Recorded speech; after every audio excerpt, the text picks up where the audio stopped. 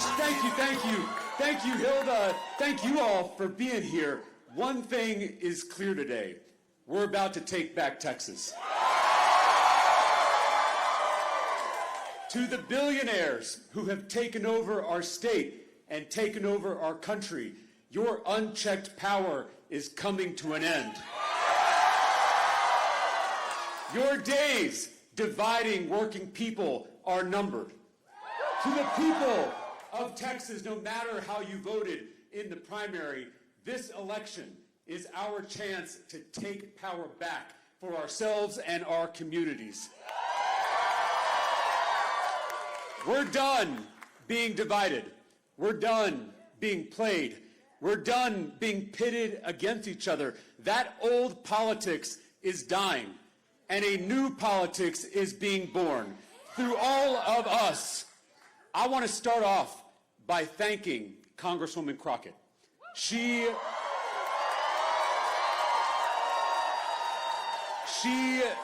is a colleague and a friend. I am so grateful for her voice and her leadership.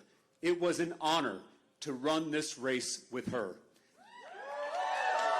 To the Congresswoman's supporters, I know I wasn't your first choice, but I hope to earn your trust and earn your support. As your Democratic nominee, it's on me to ensure you feel welcomed in, represented by, and proud of this campaign. Together, we're going to do something extraordinary. We launched this underdog campaign 6 months ago in my hometown of Round Rock, Texas.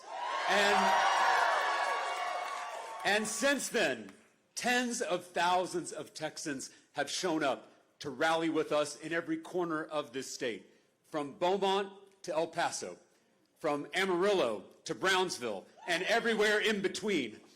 We have recruited more than 28,000 volunteers who are doing the organizing work all over this state.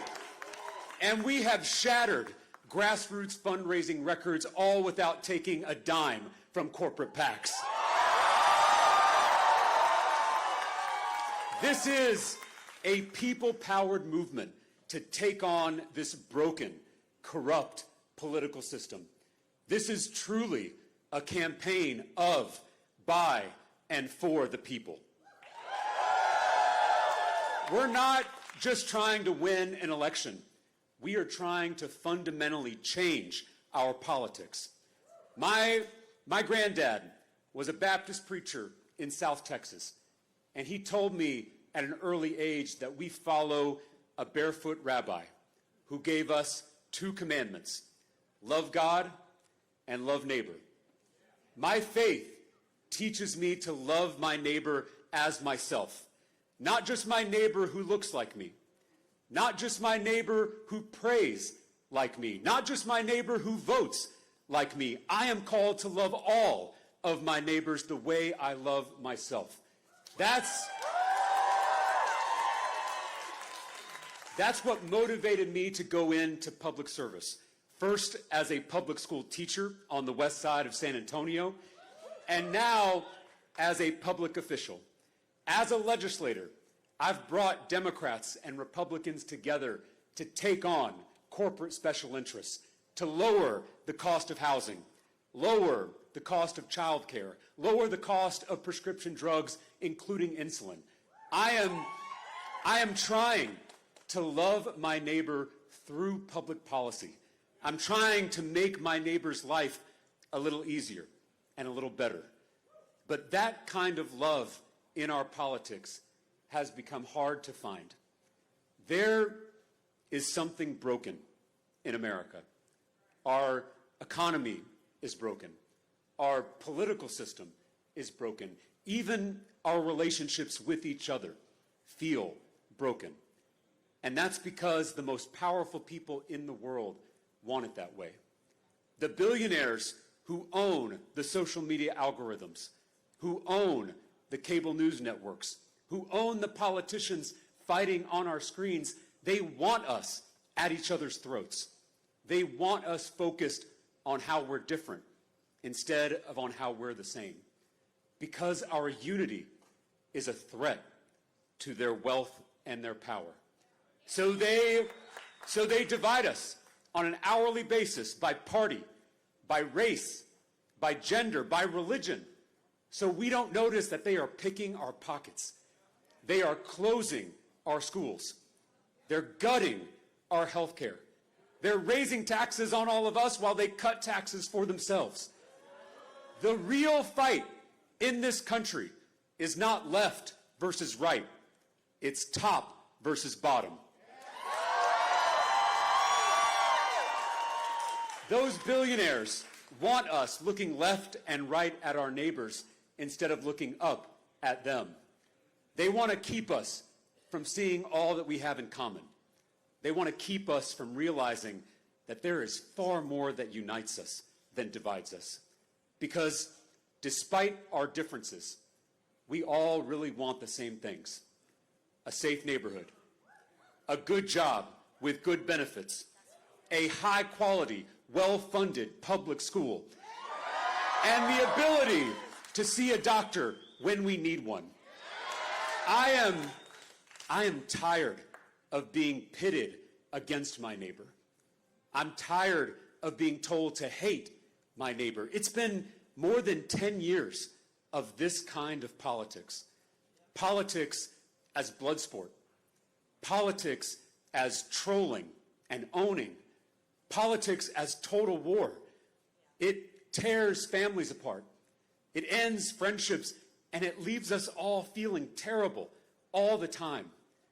We cannot defeat the politics of division with more division.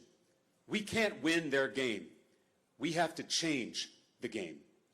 This campaign is rooted in a fierce love for this state, for this country, and most importantly, for all of our neighbors.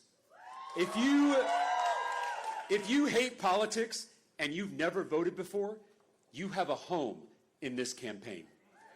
If you have voted for Democrats, but you're tired of DC Democrats always folding, you have a home in this campaign.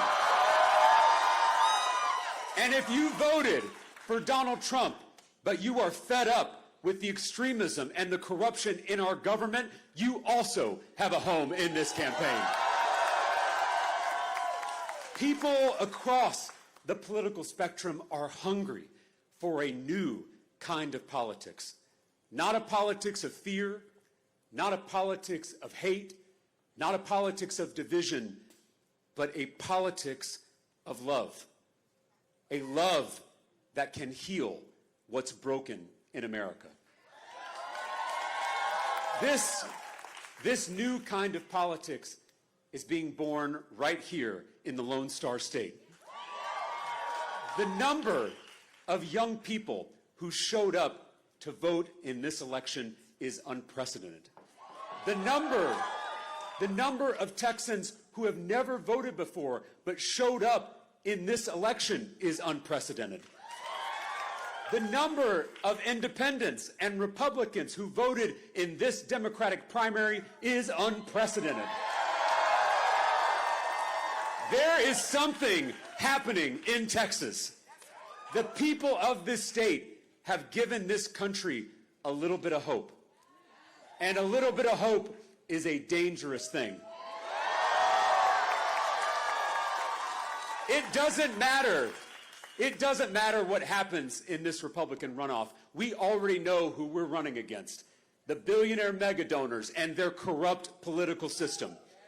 Not any one politician, not any one political party. We are running against the broken system and the powerful people who broke it. They're scared of the movement we are building. They're going to throw everything they have at us. They're going to call me a radical leftist. They're going to call me a fake Christian. They'll call our movement un-Texan, un-American. They'll call us a threat. The only truth is, we are a threat. We're a threat to their corrupt system. 2,000 years ago, when the powerful few at the top hurt those at the bottom, That barefoot rabbi didn't stay in his room and pray. He walked into the seat of power and flipped over the tables of injustice. To those who love this state, to those who love this country, to those who love our neighbors, it's time to start flipping tables. Thank y'all for being here. Thank you for being in this fight. God bless y'all. Thank you.